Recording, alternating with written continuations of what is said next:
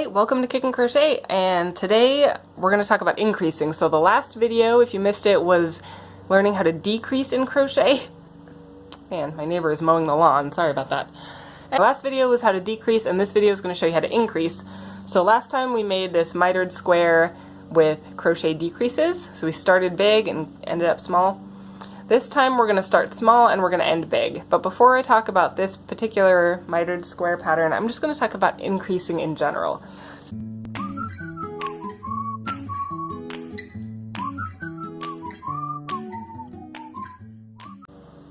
Again, I'm using a size H crochet hook and a basic yarn. This happens to be Caron Simply Soft. You can use whatever you'd like. If you're following along with the square pattern, just try and make it consistent, or at least end up the consistent size. So, decreasing was working one stitch where there was more than one in the previous row, so combining stitches from the previous row. Increasing is the opposite. We're going to work more than one stitch into one stitch from the previous row. So I'm going to do it with double crochet first. Remember, when we turn for double crochet, I'm going to chain 3 to get the right height, then I'll turn. Now, if I wanted to increase, that just means I have to work more than one stitch in this stitch. So I'm going to do a double crochet here, like normal. And now, if I was increasing, maybe my pattern says work 2 DC in the next stitch. Okay, well that's 1. Now I'm going to insert my hook in the same stitch. So the base of my stitch is going through here, right? I'm going to work in that same hole.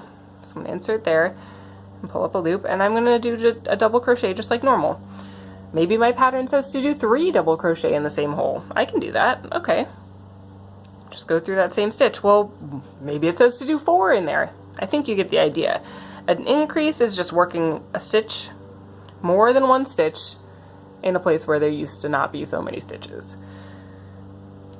You can do the same thing with half double crochet, single crochet, whatever. So if my pattern says to 2 single crochet in the next stitch, okay. Insert my hook in the next stitch, pull up a loop, finish my single crochet, and I'm going to do 1 more in the same stitch because it said 2 single crochet in the same stitch. So see, now I have 2 single crochets coming out of that stitch, and here I've got 3 double crochets, or 4 I think I did, 4 double crochets coming out of that stitch. So it's just working multiple stitches in the same stitch on the previous row. It really is just the opposite of a decrease. So increase. If it says half double crochet 2 in the next stitch. Okay, I'm going to do a half double crochet in this stitch. Then I'm going to do 1 more because my pattern told me to.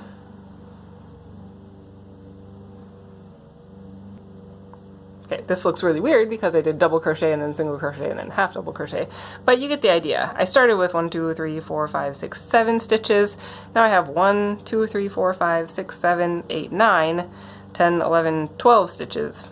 Right, so I've increased the number of stitches in my row, and that's going to make it kind of fan out. It's how you make circles by working increases. So it's the foundation for learning to work in the round. So that'll be really useful. And that's the basics. You can do this with anything. You could do puff stitch increases. Not that you know how to do a puff stitch yet, but we'll get there. You could do slip stitch increases. Don't really work actually, because they would. Well, actually they do, but they're weird.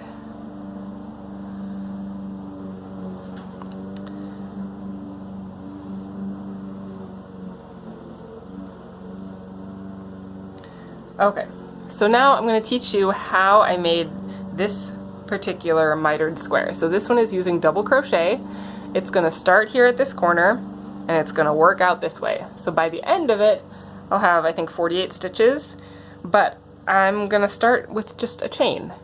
Just like you were doing a regular square, you're going to start with a chain, but I'm going to start with a chain of 4. So, insert my hook.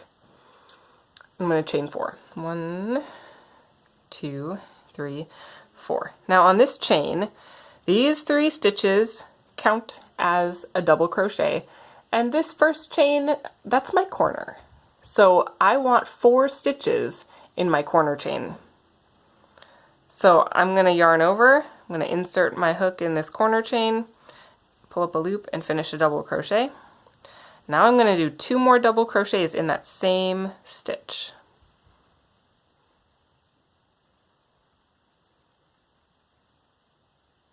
So now I have 4 double crochets, because remember my starting chain counts as 1.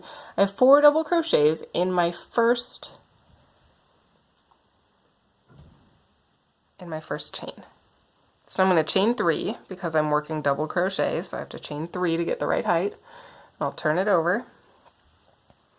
And now every row, my center 2 stitches, no matter how many stitches I have, my 2 stitches that are in the center, I'm going to do 3 double crochets in each of those stitches. So normally I would have 1 in each, but I'm going to do 3 in each. That means 2 extra per stitch. 4 new stitches for every row. So every row I'm going to get bigger by 4 stitches.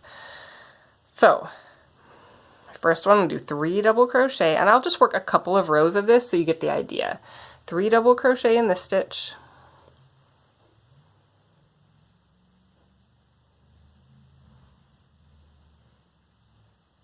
and 3 double crochet in the next stitch.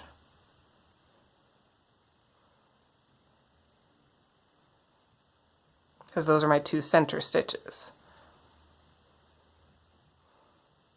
And then I'll finish it off with 1 double crochet in my turning chain. Okay, so now I had 4 stitches, now I have 8 stitches. So I am getting bigger, right?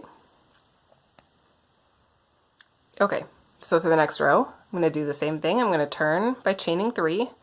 1, 2, 3, and turn it around. Now, the last time I did 3 double crochet in the very next stitch, but now it's 2 stitches bigger on this side and 2 stitches bigger on this side. So now I'm going to do a regular double crochet, just a single double crochet in that stitch, a single double crochet in the next stitch. And now I'm at my 2 center double crochets. So in each of these 2 stitches, I'm going to work 3 double crochets. So here's 1, 2, 3, and then 3 in the next one. 1, 2, 3, and then I will finish off the row with 3 more stitches. 1,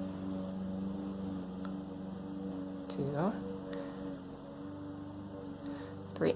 And if it's hard for you to just remember the center stitches need to have 3 double crochets, if you click the link in the description and go to the blog post, it will have written out row by row how many double crochet and then which stitches to do the increases in, so that you don't have to think so much if you want.